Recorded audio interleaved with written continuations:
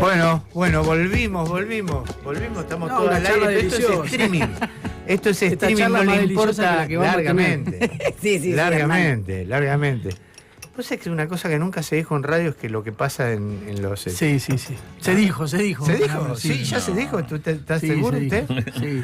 11 22 34 96 72. No le voy a decir la temperatura, pero sí que dejó de llover. No sé si me explico. Y que tengo ahora a mi lado a una queridísima amiga de verdad, que además es una mujer que juega en las ligas que a mí más me gusta que jueguen las mujeres, que es en el área de los derechos laborales. Las mejores abogadas del mundo del trabajo que yo he conocido, o sea, los mejores abogados, en todo caso, siempre han sido mujeres. Noemí Rial, vos. Noemí. ¿Cómo estás, Carlos? Bueno, Hernán Rulo. Necesito presentarla, Natalia Salvo. Hernán... No, yo ya me presenté. De verdad. Muchas gracias, Carlos. Noemí Cohen, qué sé yo, un montón de compañeras que han sido grandes laburantes en lo tuyo. Sí. Y hay que tener para estar en lo tuyo. Y es un ambiente bastante masculino, si acaso existe algún ambiente que no lo sea, pero digamos que hay algunas temáticas, nosotros los laboralistas hablamos de feminización de las tareas o de segregación horizontal. Ajá. Es decir, tareas que son la proyección del ámbito doméstico en el ámbito productivo, no sé, enfermería, maestra. Y lo mismo, bueno, la división sexual del trabajo y la división entre lo privado y lo público que hace el capitalismo, ¿no? Y el ámbito del derecho laboral, lo que es derecho al trabajo, pero más sobre todo el derecho sindical, es muy masculino. Pero... Y a mí me encanta. Yo me acuerdo... Tenés voz para tengo ese voz ámbito. tengo voz. Yo voy a decir, puedo decir una todos. algo tenés como tengo voz de decir chongo. No, tenés voz y cadencia rabalera. No me, Sí, es así. no me salió, no entendí. Pues me parece que es un poco elíptica para decir las cosas. Sí. Claro, es muy encriptado mi Claro, mensaje. muy encriptado. Esto de trabajar con poetas herméticos, te Claro. jode Es una mucho. cosa, los redondos un poroto. Claro. Sí, Perdonen que interrumpa este Sí. momento, pero me estoy colgando con eso de que existe de verdad o es mi imaginación. No, esa es No, una... existe de verdad, es es una un... lombriz de la Sí. humedad. Exacto. Es una... Es la lumbrí. Y Impactante. como no sé si nota, es la lombriz Está solitaria. buscando, claro. Ojo. Está Ahí va, sola. Está Se sola. larga. Ojo La- por eso. La ¿Qué Tania, hace? la No Tania sé. Saginata. Para que lo mato, Hernán. No mate, déjala, pobre bicho. No va a durar mucho acá con el hambre que hay en esta radio, no te puedo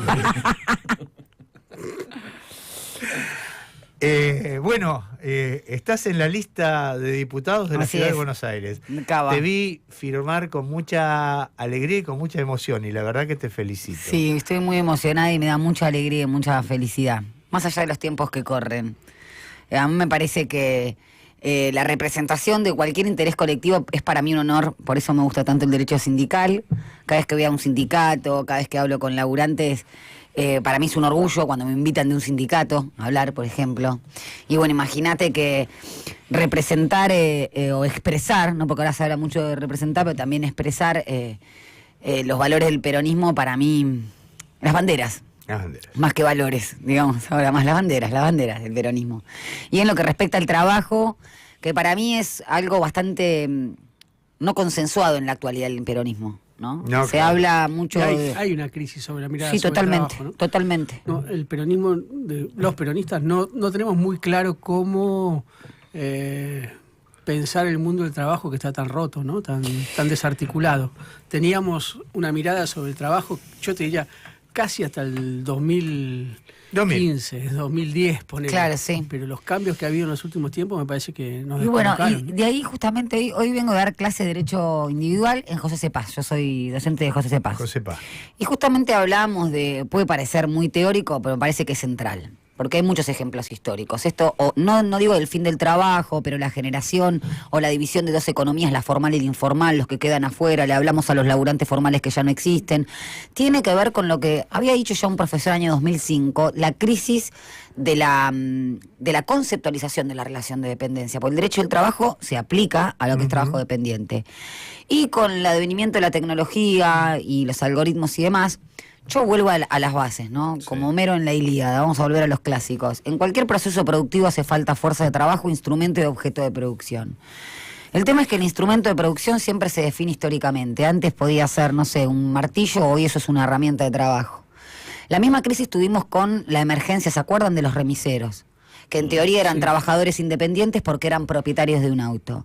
Entonces lo que te dice la ley de contrato de trabajo, que a mi juicio es muy sabia, el 74, pero en eso es muy sabia, cómo define el contrato de trabajo, es que en tanto y en cuanto exista un propietario, un instrumento de producción, y acá abro paréntesis, un algoritmo, por ejemplo, porque ¿quién puede decir que un algoritmo no tiene un dueño? No, claro. Hay relación de dependencia si el producido de ese algoritmo no va para el laburante. O sea, se sigue manteniendo el principio de ajenidad. Esto lo digo porque es la gran crisis, ¿no? Esos trabajadores no son dependientes. Bueno, en Europa no dicen lo mismo y en España hace 3 años hay una ley que establece que son trabajadores dependientes. Porque el trabajador dependiente no es el que se subsume como en un cartabón de voy a la fábrica 8 horas, tengo una... O sea, vos podés estar con una prestación discontinua, no tener una jornada estricta de trabajo, pero tener un salario mínimo. Entonces, cada vez que hablan para mí, de la inteligencia artificial, no es que me meto la mano en el bolsillo, pero los que quieren volver a un mundo preindustrial nos quieren convencer que las conceptualizaciones que tenemos nosotros son vetustas. Claro. En realidad, justamente... Ahora, hay un problema. Digo, que ¿Sí? hay muchísimos problemas. Pero hay un problema en el tema de la conciencia. Yo, por ejemplo, tengo un problema económico, pero... No, sí, todo. Bueno. Pero en la conciencia del laburante, que no se reconoce a sí mismo como empleado, sino que tiene una conciencia de que soy empresario de mí mismo. Bueno, dueño de mi tiempo. Mira, para mí eso es un gran logro de la última dictadura cívico-militar. Ah, sí. Sí. Desde ahí viene para mí, de la construcción de subjetividad que tiene que ver con la política ahí. Yo pienso un mundo regido por un neoliberalismo Reagan-Thatcher, me pongo a pensar, ¿no? La modificación de un paradigma productivo, una economía financiera, desde no hay alternativa hasta el fin son las almas. Digo, va generando, y después que tuvimos, luego del advenimiento de la democracia, todo un montón de recuperación de derechos civiles y políticos, pero por ejemplo, la negociación colectiva de la ley de asociaciones sindicales hasta el 88 no la tuvimos. Claro. Entonces hubo una identificación de derechos humanos solo con los derechos que nosotros llamamos primera generación. ¿Pero por qué digo desde ahí? Después vino el consenso de Washington, después vino la privatización, los contratos basura, Menem, lo que ya conocemos. Y me parece que se sobreexplotó ese concepto en cuanto al logro de lo individual por sobre lo colectivo. Hoy en día pensar en algo colectivo ni siquiera es erótico, digo, en términos de construir. A mí esto sí me hace acordar mucho a mi adolescencia en los 90. ¿Te gustaba la política? Y nada, eras un perdido. Está bien, a mí me parece bárbaro, además que lo sitúes en este país, porque además nosotros deberíamos hablar más de este país. Pero la verdad que Byung-Chul Kwan viene jodiendo con esta historia hace rato, y a mí me parece que casi te diría que es la salida de la Guerra Fría, la conceptualización del individualismo, ¿no? No, yo digo respecto al mundo del trabajo en nuestro país, bueno, pero sí. Respecto al mundo del trabajo, esta cosa del entrepreneur, que es una idea... Sí, el colaborador, claro. O de hecho esto de gerenciar la existencia, esto no sé si tanto Byung-Chul Han, pero también lo rescata Jorge Alemán, como si fueras una empresa, en términos de rentabilidad y ganancia. El otro día estaba...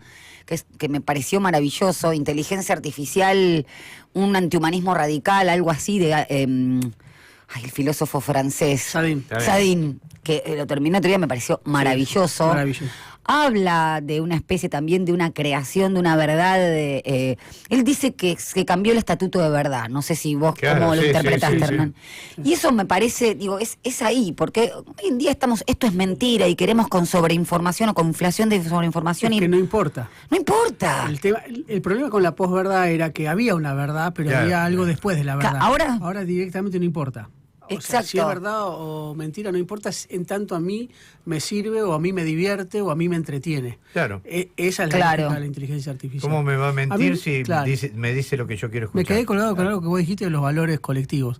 Porque vos sos mucho más joven que yo, pero cuando yo era... No creas, Hernán. Yo tengo 46.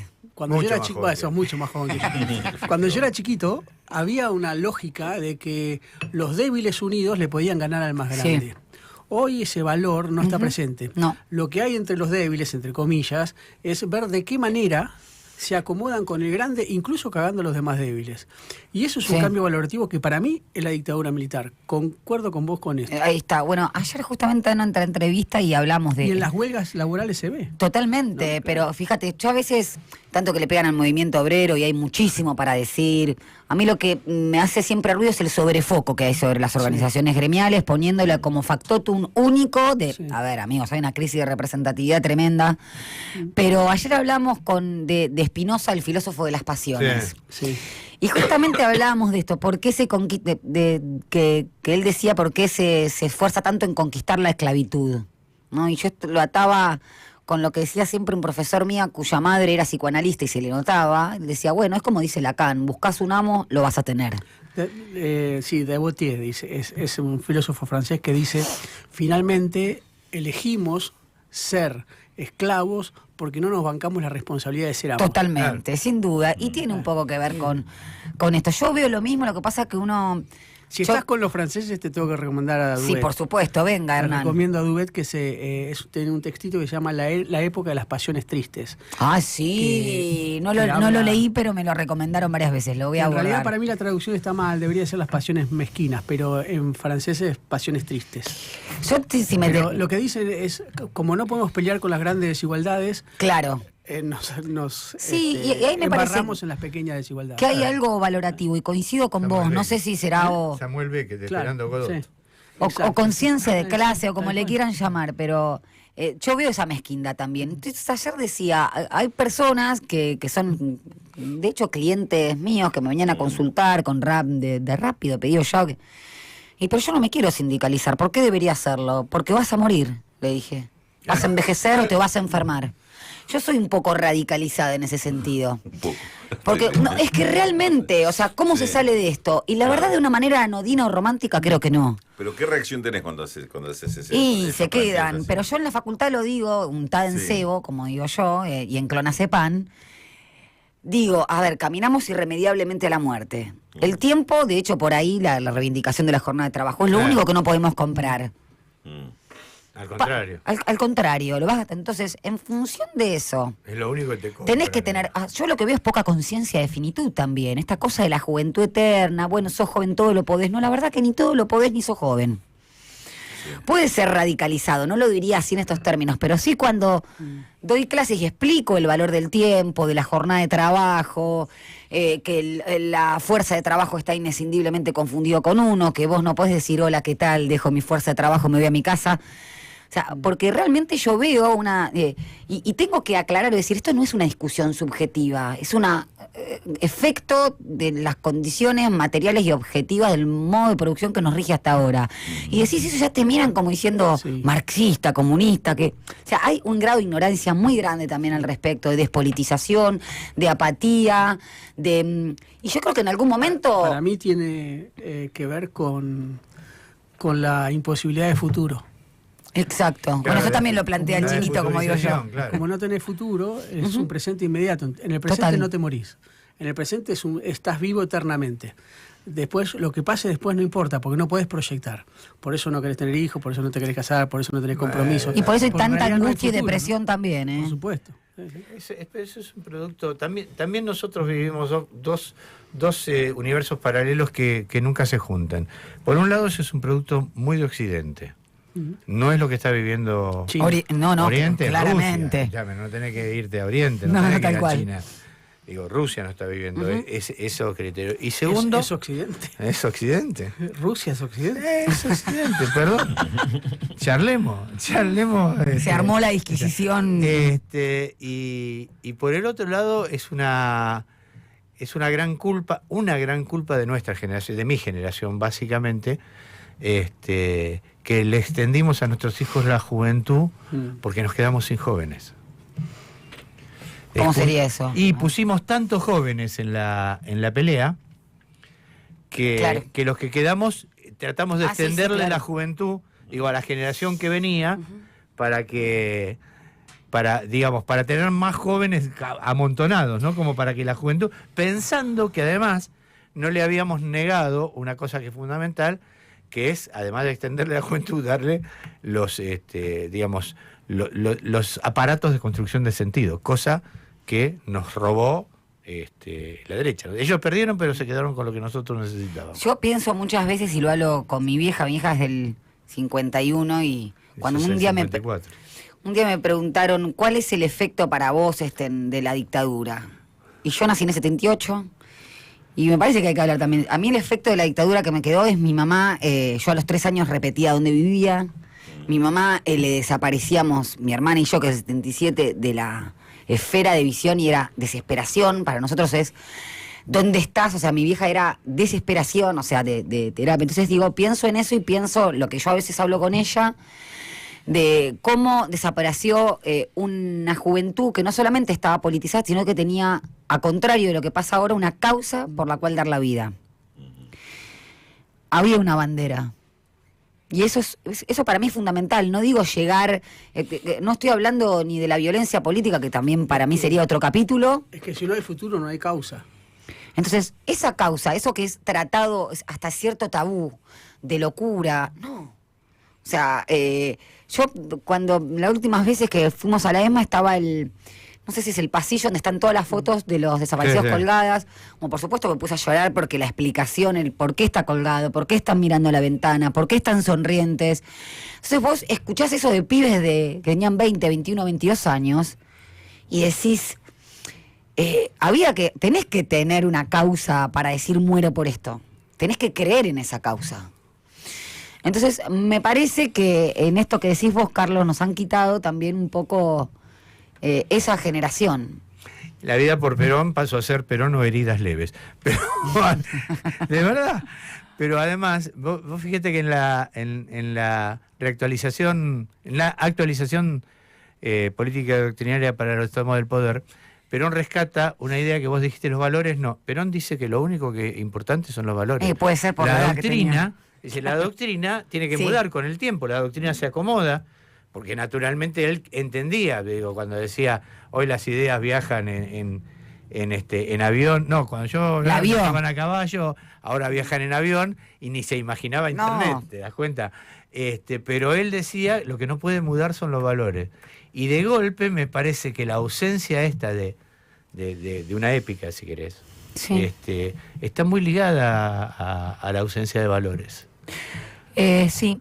Valores políticos, digo, ¿no? Sí, valores políticos en términos de y lo que decía Hernán, lo colectivo. Por eso, también. Político en términos de Sí, en términos de comunidad. Agrego que hay algo del orden del futuro que impide que uno pueda abrazar una causa. Porque si yo no tengo futuro para cambiar esto, si no hay otra cosa que lo que hay, el famoso realismo capitalista de Mark Fisher, qué libro, si no hay posibilidad de cambiar eso, digo, ¿y para qué me voy a sacrificar? ¿Para qué voy a hacer algo si no hay futuro? ¿No? ¿Para qué voy a ir a una causa colectiva si no hay futuro? Y lo peor es que es tan pesimista, ¿no? Mark Fisher se pegó un tiro. Sí, tal cual, no terminó muy bien, te iba a decir. Un peronista sería imposible de suicidarse en términos de causas políticas, pero creo que lo que hay que pensar es cómo se construye ese futuro para que pueda haber una causa. Para mí hay algo ahí que está muy vinculado a esa imposibilidad de futuro. Yo insisto que la extensión de la juventud tiene que ver con eso, con que nosotros pretendimos que hubiera una juventud más numerosa, más aglutinada y demás, porque además no hay construcción de futuro. A mi edad vos no vas a construir futuro.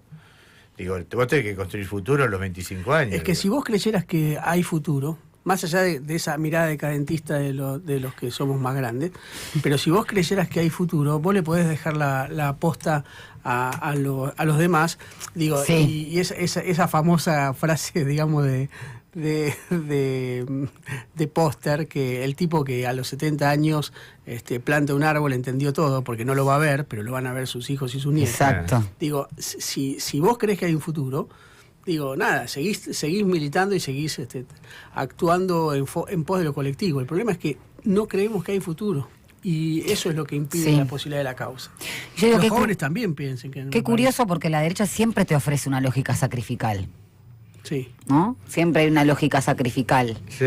Aunque sea atribuyéndolo, bueno, hay que pagar la fiesta, y bueno, el déficit fiscal exige que los viejos se caguen de hambre, los discapacitados no tengan prestaciones, los médicos cobren muy mal. Y yo a veces, pero esto es todo hablando en voz alta porque obviamente estamos todos desculando a ver cómo. Claro, todos tenemos un diagnóstico. ¿Cómo lo hacemos? Y lo interesante es que no se puede hacer de a uno, ¿no? Yo digo, por algo pegó como pegó El Eternauta, ¿no? Y yo lo veía en... Tenemos un debate tremendo. Tremendo, qué lindo. Sí, me metí ahí el dedo en la llaga. Sí, pero yo lo veo con mis hijos. Yo tengo hijos de 14, 16 y 21 años. Sí. Y veo que están todo el tiempo, y eso que tienen su madre y su padre, que es... Son militantes, digamos. O sea, pero son recalcitrantemente peronistas. Sí, sí. Y yo los veo que están todo el tiempo, o sea, se les atrofia, aparte se angustia cuando digo, se les atrofia el cerebro con eso. Pero no sé, el otro día vinieron con un TikTok donde decían los 5 dictadores más grandes del mundo. Primero estaba Stalin, después estaba... no me acuerdo, o sea, no estaba por supuesto Hitler, Perón estaba entre unos... Y yo decía, pero mamá, te vamos a mostrar, pero no te enojes, me dijeron. Yo estaba en esa basura. Entonces... digo, que se hayan convocado por algo así, no sé, y solitos, porque yo no es que les pongo, saben, me escuchan hablar a mí, pero, y solo mirá, mamá, qué buena serie. No tan solito, vienen de un hogar que... Sí, pero yo no soy que estoy todo el tiempo... me imagino una... ¿Y sabes por qué no lo hago, Una escena de la escena de Natalia y el marido. Compañero, no, el padre. Compañero esposo, el padre, compañera esposa, compañero hijos. Más o menos, no, pero no lo hago porque yo vengo de una familia paterna profundamente antiperonista. Y a mí me parece que es como pájaros volando, ¿se acuerdan? Con los serenitos. Si vos estás traca. Sí. Y si no, yo porque soy huevo de la serpiente en una familia antiperonista, o sea, los salvo lejos del Eternauta, son profundamente antiperonistas. Y mi viejo, antes de morirse, llegó a ser muy kirchnerista, estas cosas raras, raravis, pero por eso no lo instigo. ¿De qué tradición política venía? Chupacirio, no, ninguna. Mi viejo y la familia era, a ver, tradición política. Digamos que había mucho cura, cana, milico, había una cosa ahí muy rara. O sea que la orgánica estaba incorporada en la familia. Y muy de bajos recursos, pero muy creyentes, muy Corpus Christi 11 de junio. Yo lo escuché el Corpus Christi desde que soy así de chiquita. Y bueno, o sea, las batallas en mi casa eran, vos hablás, pero comiste carne gracias a Perón. Yo con 16, 17 años, fueron revoleo de platos en su momento. Mi primer logro militante fue mi viejo. O sea, por eso, cuando queremos convencer al gorila, no vamos a convencer al gorila. A lo sumo le sacás un voto silencioso. Mi viejo puede ser que haya sido, mi viejo no. Mi viejo cuando yo me afilié en el 74, sí, 74, no, 72, le llevé, se usaban los carnés con cuero de Rusia, ¿viste? Que llegó con la foto, todo. Partido Justicialista, le puse la cosa, el carné así, miró, 72, Dijo, hubiera preferido que fueras puto. Bueno, mi papá más o menos parecido. Sí, yo le creo porque era... 72, Claro. O sea, en mi casa hubo golpeada de mesas. Sí. Fue tremendo cuando... ¿En tu casa también, Rulo? Es como salir del closet. Claro. Gorila también, sí. O sea que el único que puede cantar ya de bebé, claro. Sos vos. Buenas tardes, un beso grande a Natalia, excelente representante y luchadora de las mujeres trabajadoras. Te admiro mucho. Grisel es una... Grisel, un beso. Grisel de Valentina Alsina. Qué nombre de tango. Claro. Grisel es una oyente desde el primer día, digamos, ¿no? Sí, yo creo que de antes, estaba antes. Sí, creo que estaba antes. Como también, como ¿no? El antiperonismo. Son los tres mosqueteros, son tres grandes también. O sea, sí, ¿no? La verdad, escuchados, leídos. María Bergnia. ¿No me das el sonido acá? De lo viejo funciona, excelente, extraordinaria, con Natalia Di Salvo, que la escucho en la conversatoria. Realmente un lujo el nivel de discusión y de aportes de cada uno, una charla que realmente es para sentarse a escuchar exclusivamente, que es lo que estoy haciendo. Excelente el programa, Les mando un abrazo, Gustavete de Liniers. Mira, Gustavete, gracias. Bien, viejo. ¿será del Fortín como yo, Gustavo? Un abrazo. Puede ser. Sí, yo soy de Fortín y tengo 3 hijos de Chicago, así Mirá. no se puede. Yo soy de la pizzería del Fortín. Gran pizzería, Sí, por favor. Gran pizzería, ahí en Álvarez Puente y Lope de Lope de Vega. Vega, sí. Bueno, yo fui al colegio San Pedro Apóstol. Ah, mira. La pizzería San Pedro está en Bermúdez y Jonte, o sea, toda la vida fui a ese colegio ahí en Bermúdez y el pesaje Hilario Almeida. Somos todos de ahí, medio de Liniers. Medio de línea. Medio de Liniers, sí, porque ahí es Montecastro. Montecastro, Claro. sí, te iba a decir. Cerca de la unidad 2 de Voto. Bueno. Bueno, pero en realidad nosotros te habíamos citado Para para hablar hablar de modas. A ver, bueno, también puedo hablar. La feminización de la política. No, pero a mí, yo me acuerdo... Volvamos a la moda de hasta- los años no, 50, las hasta no camperas hace- negras, los teléfonos Hasta blancos. no hace mucho, la única mujer que había en la CGT era la secretaria general de AMA, Sí, Pimpi. de modelos. No. Pimpi vino sí, después. Pimpi vino después, No, sí. Pimpi vino después con amas de casa, no, de la Asociación Modelos Argentinos, Así es. a quien Pedro y Pablo les dedicó Bueno, y una si canción. no, la primera integrante de la CGT en los 80, María, no me acuerdo el apellido, docente. Mafei. ¿Mafei? Sí.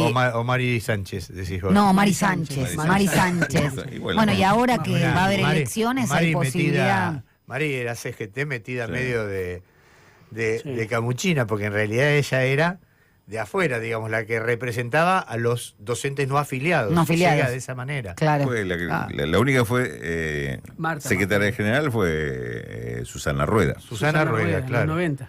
Sí, Claro. pobre, la habían puesto ahí en un rol complejo, nada más porque necesitaban una mujer. Sí, ¿te acordás? claro, necesitaba una mujer. Y bueno, sí, suele sí. suceder. Sí, Y ahora. sí. No, ahora no. Ahora hay no elecciones, pasa. ¿no?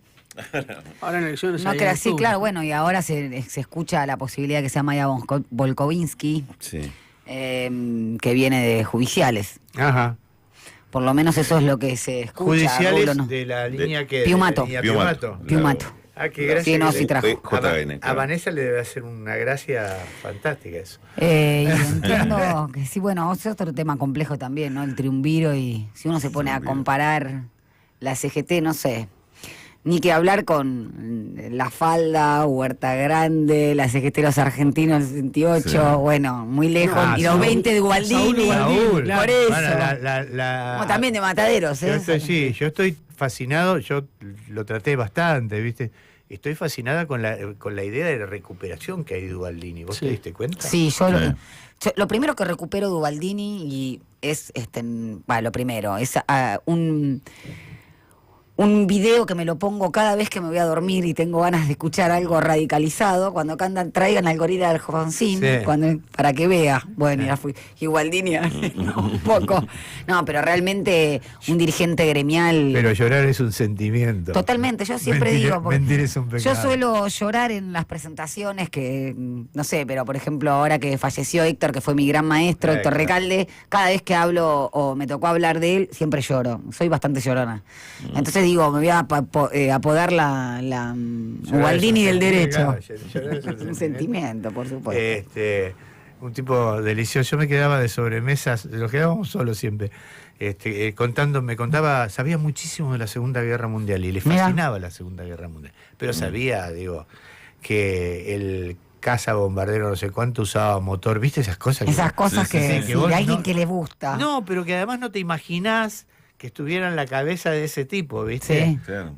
Pero a mí me tiene muy contento esta reivindicación. Sí. Y creo que también en un momento lo vamos a vivir sobre Héctor. Héctor es quizá el último gran sindicalista de esa época, ¿no? Sí. De esa forma del sindicalismo mano a mano, del cuerpo Sí, a cuerpo. y además para nosotros y nosotras los abogados, también si existe alguna categoría así, pero nacionales y populares, que somos la minoría, es un abogado con a seguir, porque efectivamente era yo que tuve la posibilidad de hablar con él, de hacer la campaña del Consejo de la Magistratura con él, siempre, además de siempre con humor, con un criterio político impecable y con esta cercanía, nada de, o sea, le importaba un bledo los reconocimientos académicos, él nunca hablaba para la academia y le sobraba para eso, le sobraba paño, pero si tenés el reconocimiento de la academia en el derecho, me disculparán algunos. Es raro que lo tengas en el ámbito gremial, es raro que lo tengas el reconocimiento en el pueblo que tenía Héctor, la verdad. La última campaña que hicimos al Consejo, caminamos todo el país y el reconocimiento hacia él era el reconocimiento y las adversidades, ¿no? Porque cuando vos conquistás adversidades es porque tenés una identidad bien plantada. Y las últimas veces que recuerdo haber hablado con él, me acuerdo cuando fuimos a una charla a la Secretaría de Derechos Humanos, ahora cuando fueron los despidos masivos, él se murió en diciembre y esto habrá sido en octubre. Viste que cuando una persona, no se muere intempestivamente siempre y es grande, tiene como un dejo de una síntesis. A muchos les agarra angustia y yo lo veía a él muy angustiado. Y decía, y hay que abrazar a los compañeros, Natalia, porque ¿qué podíamos hacer con la gente que estaba despedida? Claro. Y te invade una impotencia. Y la verdad es que yo no veo mucho de eso en algunos dirigentes y dirigentas. Y él siempre me decía, hay que abrazar a los compañeros, siempre iba por lo colectivo.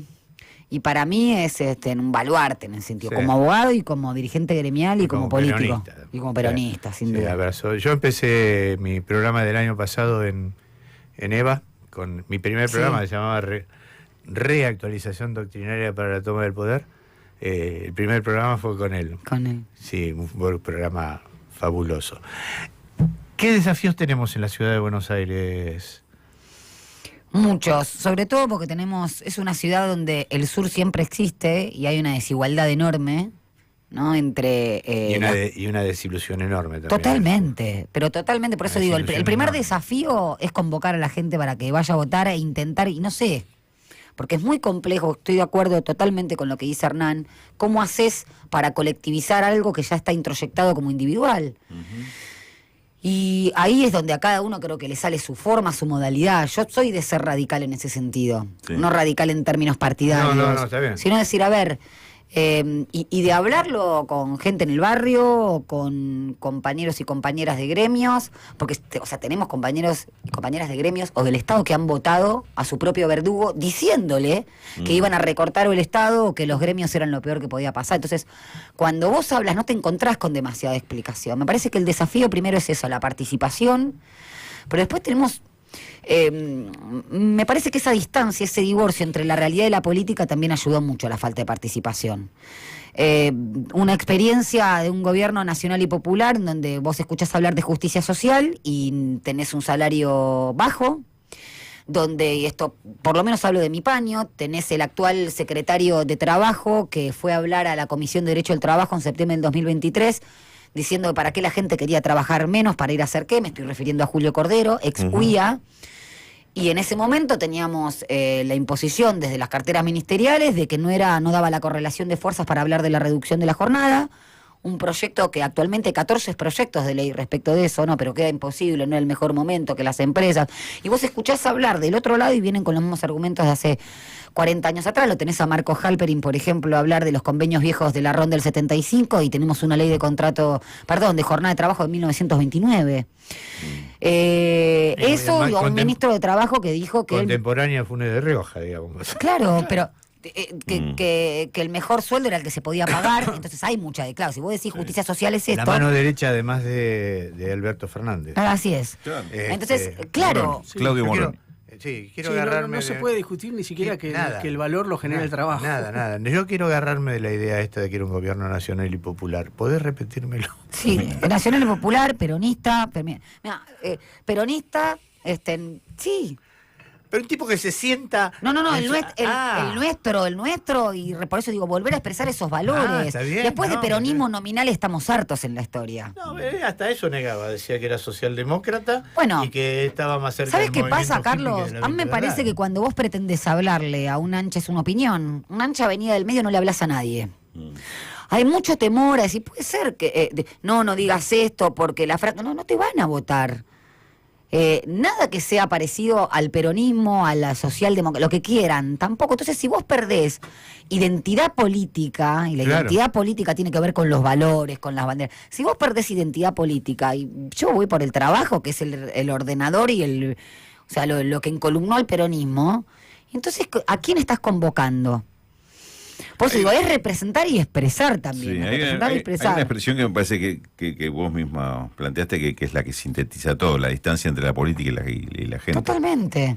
Entonces, ¿cómo se da ese salto aún a costa de pelearte con tus compañeritos de militancia política, de lista inclusive? Sí. ¿Cómo se hace eso? ¿Cómo? Y para mí hay que fidelizarte. Digo, yo hablo de Natalia Salvo. Sí. Vengo a expresar o representar valores colectivos. Y es decirlo. Ayer, por ejemplo, lo decía. Le desfiguraron la cara a un pibe por puto. Sí, te leí. Sí. ¿Qué construís con esa persona que goza con destruirle la cara? O sea, ¿tenés algo, un puente para entender? Para incluirlo. No. Claro. Porque es no sé... Si quiere irme a la clo, o sea, si vos no tenés un enemigo definido, y para mí el enemigo del pueblo es ese, el que lo quiere destruir, el que lo quiere someter como esclavo. Sí. Después, y si vos tenés a nuestro sector hablar, por ejemplo, de que Bannon es un humanista, y la verdad que hay una... Pero no, o sea, por eso lo digo, vos me hablás de picantearla, sí, la verdad que... hablando de Spinoza, las personas somos potencia en acto, y yo mido a las personas por los resultados, de manera bilardista. Después lo que me puede parecer, no sé, divino a nivel de moda. Sí. Pero para mí es pragmatismo y objetividad en ese sentido. Después hay discusiones, no sé, siempre lo que se le achacó a Néstor, y la fusión con Telecom. Ponele que fue o no lo mejor, la mejor herramienta. Pero digo, hubo una finalidad, tal vez frustrada, pero vos tenés un sendero, un sentido. Ahora, si vos hablas, por ejemplo, de que el salario, ¿para qué querés cobrar mucho? Porque necesitas un salario ecuménico. Claro. Y ya ahí tengo mis diferencias. Claro. Como peronista, digo. Sí. O planteás que la economía creció 12 puntos y el salario perdió 0.3, como pasó en el 2021, ¿no? Y pero ante esa necesidad de picantearle ahí de frente, ¿cómo te llevas con esos planteos tipo callarse la boca por conducta partidaria, por ejemplo? A mí me parece que expresándolo, o sea, a ver, explicación Pedro Saborido de un sindicato, ¿no? Los fósforos. Sí. Los fósforos se pueden prender fuego entre sí. Sí. ¿No? Y mantenerse unido a los efectos electorales. Ahora, plantearlo sí. Yo no estoy de acuerdo con esas visiones del trabajo. ¿Queremos unir a esos trabajadores que no están adentro, que están por fuera? Por supuesto que sí, pero yo no lo veo como... Yo no lo estructuralizaría. A ver, no es estructural, existen dos economías. Vos ahí lo estás haciendo estructural. Para mí es coyuntural. ¿Cómo los vas a incorporar? Es coyuntural. Porque no creo en... Nos hablan de... Ya terminó, no existe más esa economía productiva, fortuna taylorista. Sí, puede ser, es verdad, pero estamos hablando de Argentina, en donde está cayendo... O sea, lo más básico... Cae el consumo, no tenés ingresos, jubilaciones, sueldos bajos, la imposición a través del Fondo Monetario Internacional. El día que haya algo distinto, bueno, lo conversamos y lo charlamos. El desafío es ese. El desafío es dar respuesta a ese cambio. Claro. No quedarnos en el diagnóstico. No, por supuesto, pero digo, vos tenés el cambio tiene una teleología, una finalidad, un sentido. Si vos decís, bueno, esto tiene que estar afuera en la economía informal y planteás una definición conceptual de dos economías distintas, y para mí la gran lógica del capital es balcanizar, fragmentar y escindir demandas. Sí, ahora más que nunca. Entonces, pero lo estoy pensando en voz alta. La finalidad es esa, unir. Después en el medio, tácticamente, ¿no? Vas viendo, no sé, yo me pongo a pensar en Néstor con un salario bajo. Me pasó a mí como abogada laboralista recién recibida. Va subiendo por asignaciones no remunerativas. Era lo mejor y tal vez no, porque no estaba en la base salarial y demás. Pero inyectó el consumo. Entonces, claro, a mí esta cosa de los grandes diagnosticadores es como el que dice qué poner en la selección mientras adentro de la cancha está otro. Los platos se les rompe a los que lo están lavando. Eso no quiere decir de no escuchar críticas y demás.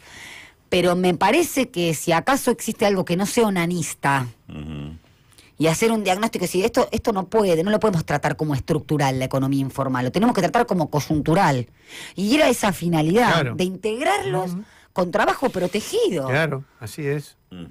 Y ahí voy a lo mío, el trabajo protegido no es el que va a la fábrica, podés ser libre, podés hablar del ocio. Nada, ¿cómo se llama? Lo que tenían en el INAES era las cooperativas. Claro, las cooperativas. Pero digo... En eso se cambió muchísimo puesto, o sea, muchísimo plan por puesto de trabajo protegido. Claro.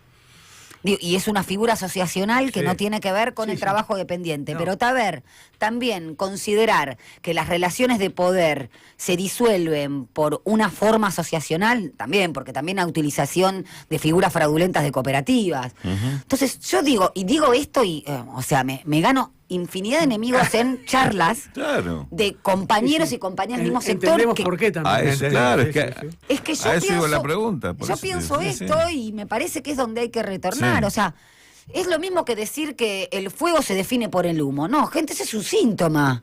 Y la relación de dependencia es igual, ¿no? Pero acá, ¿qué creemos? ¿Que somos más horizontales porque hay una cooperativa y no hay una relación? No. Patrón empleado. Me parece, no sé, creo que incluso el tema de la correlación de fuerza. Yo pregunto, ¿qué correlación de fuerza tenía Perón cuando puso el estatuto del peón en una Argentina agroexportadora? Y más o menos la misma que tenía Eve cuando salió a pedir por sus hijos. Yo ahí haría un análisis histórico respecto de... la Segunda Guerra Mundial, también, por supuesto, la revolución del 4 de junio, tenía algunas herramientas, pero el tipo, la verdad es que lo que me parece que lo que vio Perón es la solución no la solución, sino el acompañamiento al problema. Exacto. Y a mí me parece que nosotros estamos en la etapa todavía, y me hago cargo, de la cuestión del diagnóstico y no de acompañar con soluciones. Digo, no hay nadie que diga, che, aquí por acá.